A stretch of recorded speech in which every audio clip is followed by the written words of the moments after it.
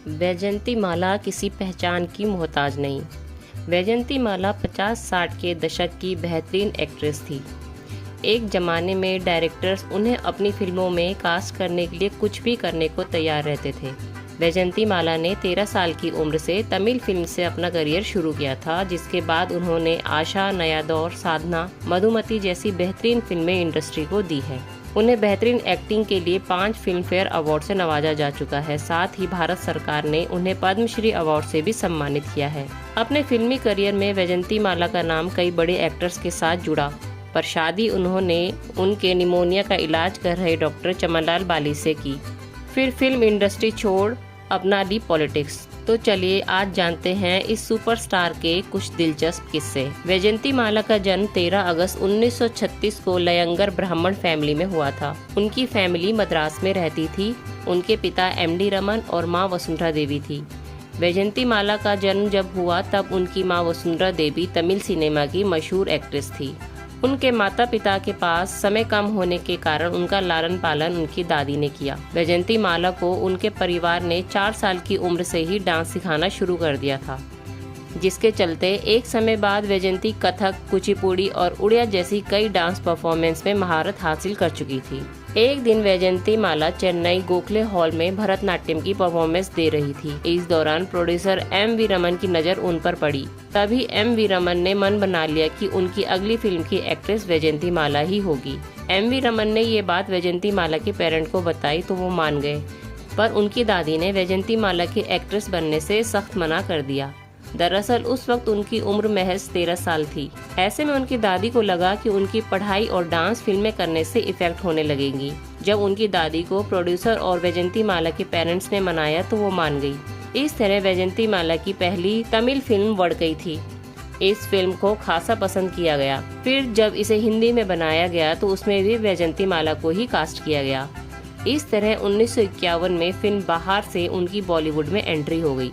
वैजयंती माला को उनके परफॉर्म किए गीतों से खूब सक्सेस मिली। जब उन्होंने फिल्म नागिन में मन डोले मेरा तन डोले परफॉर्म किया तो ये गाना सुपरहिट हो गया। इस गीत ने उन्हें नेशनल स्टार बना दिया। ये फिल्म 1954 की हाईएस्ट ग्रोसिंग फिल्म बन गई। इसके अलावा उनके परफॉर्म किए होठों पे ऐसी बात, बहारों फूल बरसाओ, मैं क्या करूँ राम मुझे बुढ़ा मिल गया जैसे गाने जबरदस्त पॉपुलर हुए। ये गीत आज भी लोगों की जुबान पर बसे हुए हैं। इन गीतों ने वैजयंती माला को नेशनल स्टार बना दिया। वैजयंती माला ऐसी पहली साउथ एक्ट्रेस थी जो नेशनल स्टार बनी थी। उनकी एक्टिंग और फिल्मों में उनके डांस परफॉर्मेंस को खासा पसंद किया जाता था। उन्हें हर बड़े हीरो के अपोजिट कास्ट किया जाता था। फिल्मों के लिए डायरेक्टर्स उन्हें मुंह मांगी फीस भी देने को तैयार थे। उनकी देवदास, संगम, साधना, मधुमती जैसी फिल्में कल्ट सिनेमा मानी जाती हैं। फिल्म देवदास के लिए डायरेक्टर बिमल राय को एक्ट्रेस की तलाश थी। फिल्म में चंद्रमुखी एक वैश्य होती है। ऐसे में इस रोल को करने से नरगिस, बीना रॉय जैसी एक्ट्रेस मना कर चुकी थी। फिर जब बिमल रॉय ने इस फिल्म में मीना कुमारी को लेने की सोचा तो मीना कुमारी की फीस वो अफोर्ड नहीं कर पाए। तब जाकर इस फिल्म के लिए वैजयंती माला को कास्ट किया गया। उस समय वैजयंती माला की 5 फिल्में फ्लॉप हुई थी। ऐसे में उन्हें एक बेहतरीन फिल्म की तलाश थी जो उन्हें देवदास लगी। फिर जब ये फिल्म रिलीज हुई तो जबरदस्त हिट साबित हुई। फिल्म देवदास में वैजयंती माला की एक्टिंग को खासा सराहा गया। इस फिल्म के लिए उन्हें बेस्ट सपोर्टिंग एक्ट्रेस के फिल्म फेयर अवार्ड से सम्मानित किया गया। लेकिन इस अवार्ड के उन्होंने यह कहकर ठुकरा दिया कि देवदास में जितनी पारो जरूरी थी उतनी ही चंद्रमुखी भी, इसलिए मुझे इस फिल्म के लिए बेस्ट लीड एक्ट्रेस का अवार्ड दिया जाना चाहिए, ना कि सपोर्टिंग एक्ट्रेस का।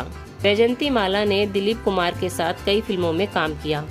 ऐसे में उनका नाम दिलीप कुमार से जुड़ने लगा। दिलीप फिल्मों में ज्यादातर उनके कपड़ों से मैच करती हुई ड्रेस पहना करते थे, जिससे इस बात को और हवा मिली।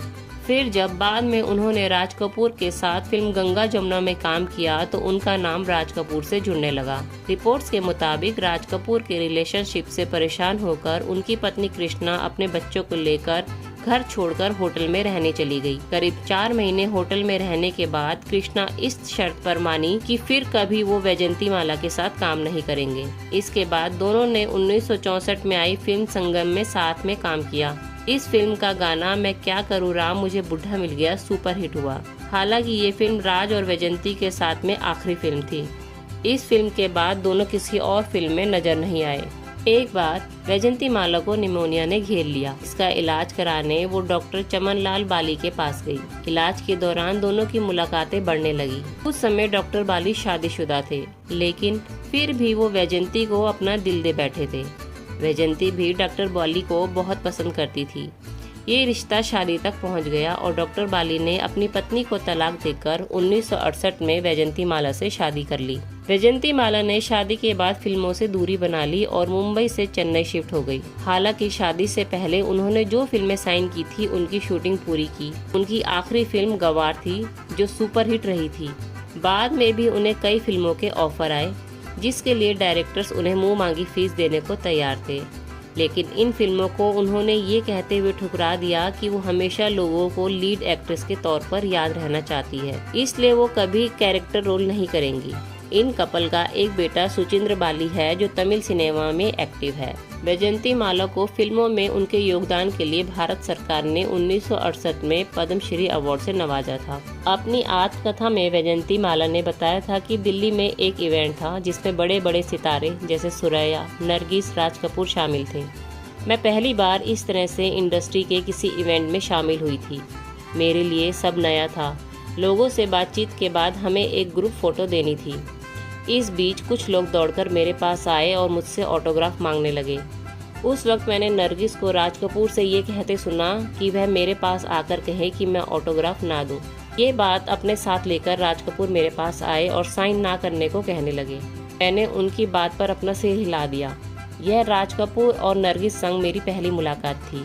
ऐसे ही एक किस्से का अन्नू कपूर ने भी अपने रेडियो शो पर जिक्र किया था। अन्नू कपूर ने बताया था नरगिस ने वैजंती माला का सरेआम अपमान किया था। दरअसल वैजंती माला बहुत लंबी थी। ऐसे में जब एक इवेंट में ग्रुप फोटो के साथ सब खड़े हुए तो नरगिस ने वैजंती माला के लिए कहा था, वैजंती माला बहुत लंबी है, एकदम खंबे जैसी। ये सुनकर वैजंती माला को बहुत बुरा लगा था।